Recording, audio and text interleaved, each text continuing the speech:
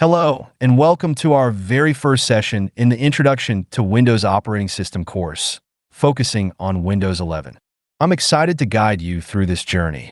Today, we'll start by looking at the history of Windows, explore the standout features of Windows 11, understand the key differences between Windows 11 and its predecessors, and finish with an interactive hands-on activity.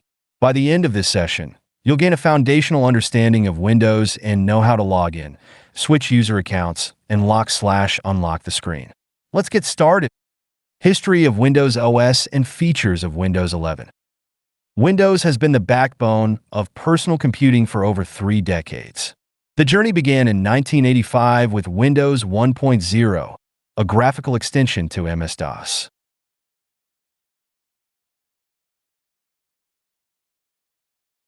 It wasn't until Windows 95 that Microsoft introduced the iconic Start button and taskbar, shaping the modern desktop experience.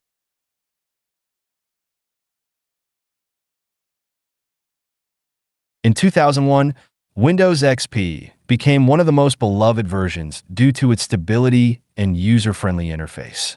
Later, Windows 7 enhanced performance and introduced advanced multitasking features, which made it a favorite for both home and professional users.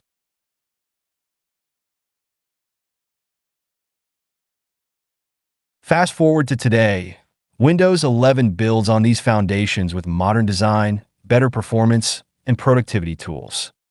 Key features include a redesigned Start menu. The Start menu is now centered and more streamlined.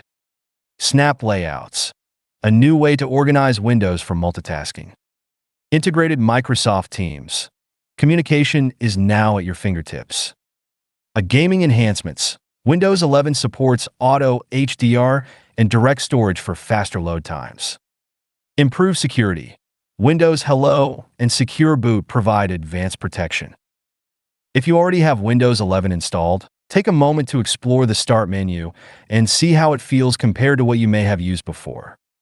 Differences between Windows 11 and previous versions. Now, let's talk about the differences between Windows 11 and previous versions like Windows 10.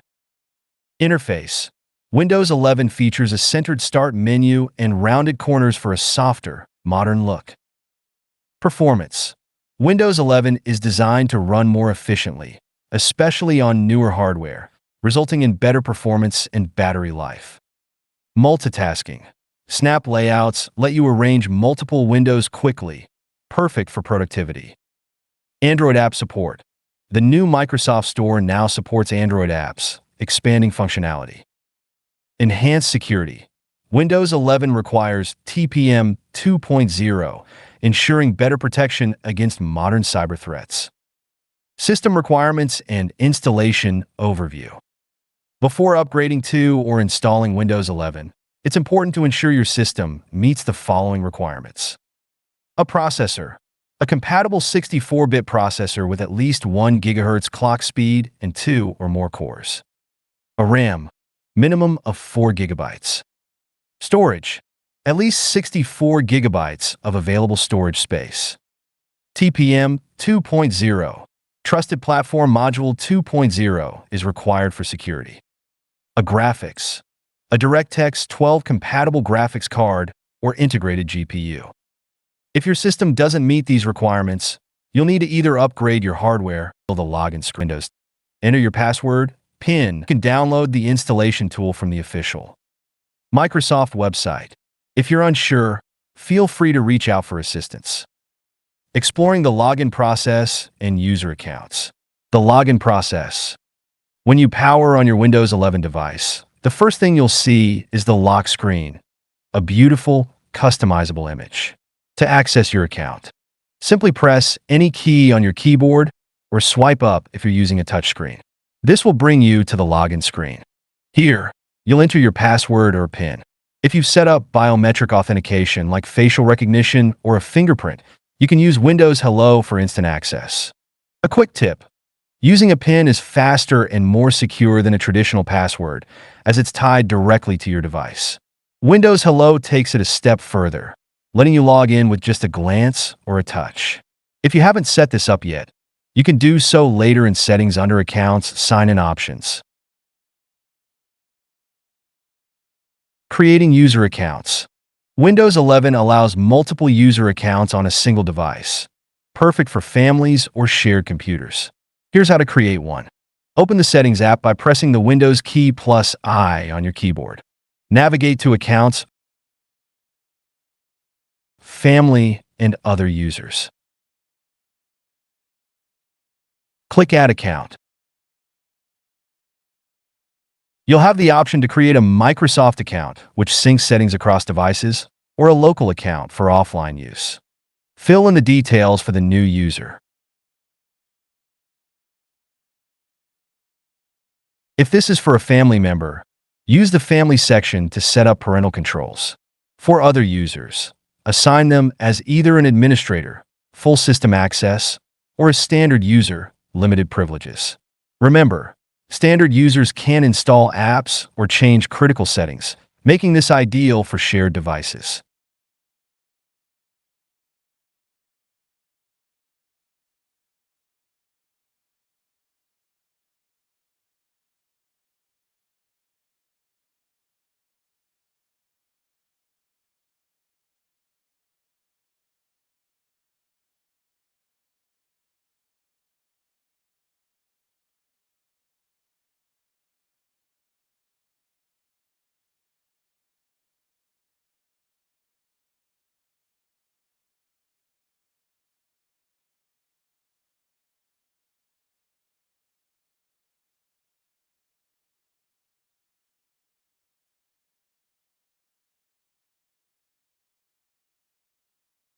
Let's put this into practice with 3 activities.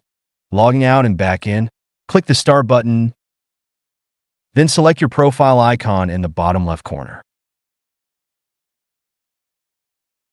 Choose Sign Out to return to the login screen. Practice logging back in with your credentials.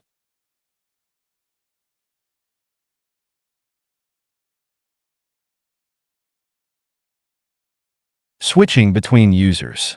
If you've created multiple accounts, switch users without logging out. Click the Start menu, select your profile icon again, and choose another account. Notice how each user has their own desktop, apps, and settings. Locking and unlocking your screen. Press Windows key plus L to lock your PC instantly. A great habit if you step away from your desk. To unlock, press any key or swipe up, then enter your PIN or password. Pause the video here and spend 5 minutes practicing these steps. Try logging out, switching accounts, and locking your screen. Repetition will build confidence. That wraps up our first session on the introduction to Windows operating system using Windows 11.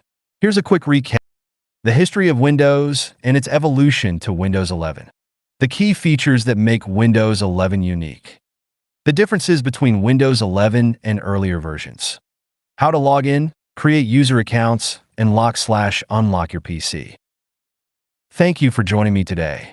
In our next session, we'll explore how to navigate the Windows 11 interface, including the Start menu, taskbar, and more. Don't forget to practice the activities we discussed today. See you in the next session.